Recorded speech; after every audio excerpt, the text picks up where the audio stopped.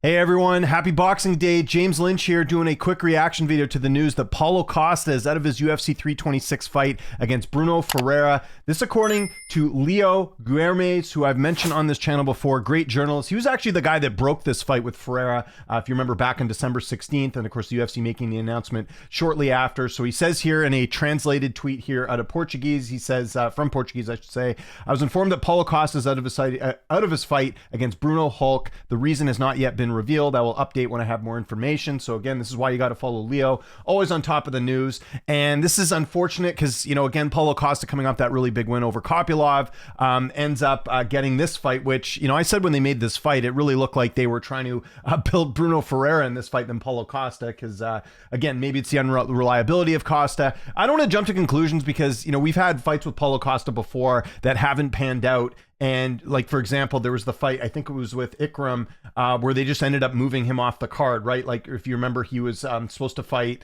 Ikram, and they ended up rebooking both fighters, and everyone's like, oh, you know, he's got issues. But at the same time, we've had fights in the past where, like, for example, remember when he was supposed to fight Whitaker back in 2021, he had the illness there. You know, he hasn't been super reliable over the last couple of years. Like if you go back all the way to his fight with Israel Adesanya in 2020, he's only fought what, 1, 2, 3, 4, 5 times. So he's fighting like once a year. And that fight with Kopylov was back in July. He's supposed to fight in March. So if he's not fighting in March, unless he's rebooked, that's going to be another long layoff for him, you know, having not fought. So pretty tough for Paulo Costa, who's not exactly getting younger here. He's 34 now. He'll be 35 in April.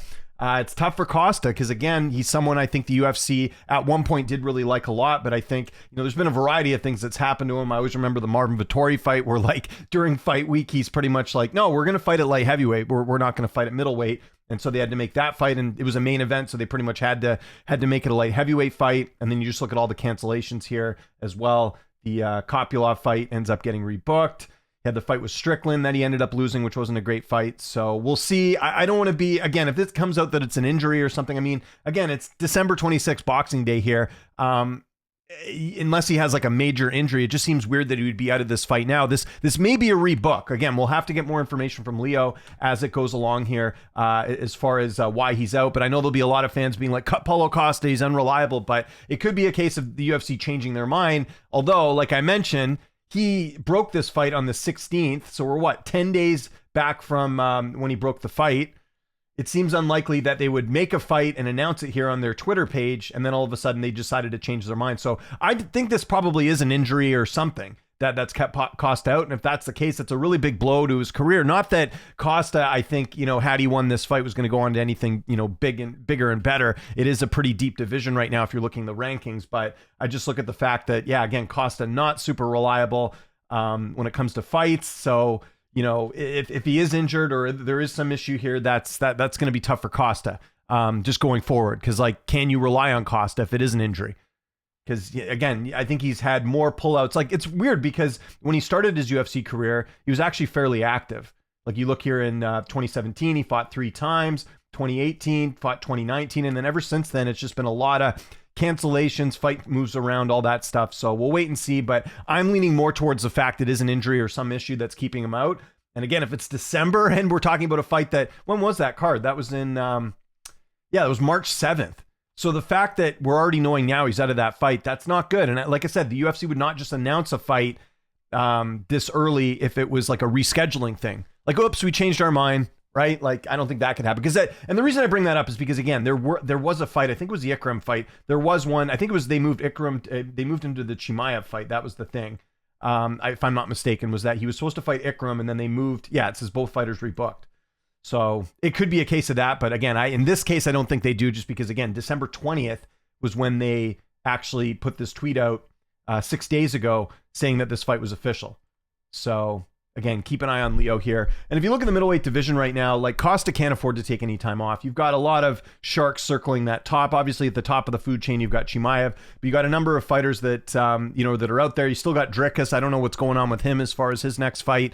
I think Brendan Allen's the obvious one. I've heard some people say Allen doesn't deserve it. Well, who's Duplessis going to fight? Everyone else is booked up. Imavov and Chimaev most likely fighting next.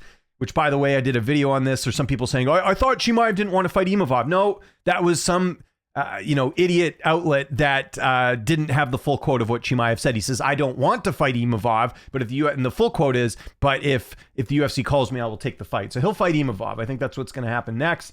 You got Sean Strickland, who's fighting Hernandez. You've got Allen, who's open. You've got Adesanya, who's open. I think there was a report the other day that I saw that Adesanya is looking to come back, I think mid-2026. You could also do Brendan Allen and Adesanya and then get Duplessis to fight someone else. Caio Borralho is booked up against a Ritter. You still got Whitaker waiting in the wings. I also wouldn't mind Whitaker and Brendan Allen too. That would be an interesting one. So you've got a few opponents out here. Michael Venom Page, what's he doing? Is he staying at middleweight? Is he going down to welterweight? We don't know.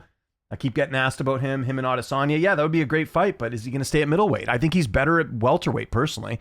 Better frame for the weight class. You got Jared Cannonier, who still hasn't been booked. Roman Dolidze is another name there as well. And then at the bottom, you got Rodriguez and Pfeiffer. So, like I said, a lot of these guys are booked up. And it's kind of a changing of the guard right now with Chimaev at the top. And you're seeing some of these other names like an Imavov, like Hernandez. Brendan Allen's making a rise there. You got Caio Borralho, De Ritter. These are a lot of guys here that are sort of, the changing of the old guard from like Pereira and Adesanya being at the top and some of these other names. So Costa's part of that old guard. And if he doesn't fight, like he's going to get to that point where and they kind of already are, let's be honest. Because again, Brunno Ferreira, who is not, not that much younger than Costa. He's only a year younger than him. But I do get the sense that they're trying to build him up a little bit with that 15-2 record. That's what I saw when they made this matchup. Because really, Costa's coming off a pretty good win over Kopylov. I think people are like, oh, Costa's back, right? But then they're giving him someone that's not even ranked. When they could have done like Costa and Dolidze or something, So it seems to me like they're kind of using Costa as a stepping stone for other fighters, is my guess. And now with this latest news, I think it will happen even more. Like, wouldn't be surprised if Joe Pyfer ends up fighting Costa next, or maybe Bo Nickel down the line. I don't know. Like, I'm just saying this is what the UFC does, and we're in a new era as well. They're focused more on entertainment, not necessarily on merit. So the rankings, I don't even know why we have them. They don't follow them half the time.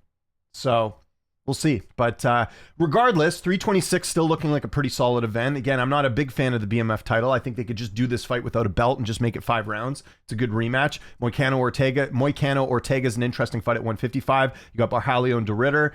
I don't think any of these fights on the prelims will be replacing a fight on the pay-per-view. I would hope they're going to add another big fight here. Like, man, I kind of forgot that they put Garbrandt against Zhao here. I mean, this looks like a way to just get Cody Garbrandt to win here, I think. It's kind of my thinking, right? If you look at this fight, and I'll do a full preview on this. Yeah, they're trying to build him up, right? 27-year-old.